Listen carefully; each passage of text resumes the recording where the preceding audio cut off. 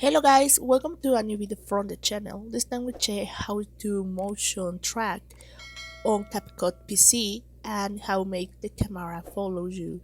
So let's start.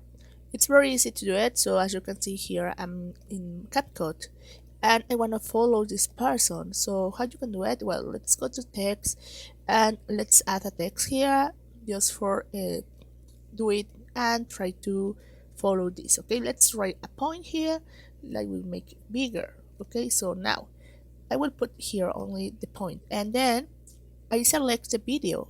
Okay, then let's go to position and size and write a time here. Okay, that is a keyframe. So just click here and then just add here a little bit and it make bigger. Okay, that way.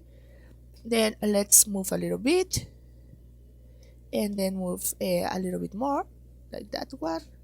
Then again let's move a little bit, let's move here.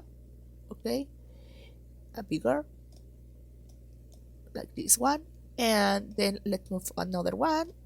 In this case I want to click here and then let's move another one. In this case I make bigger.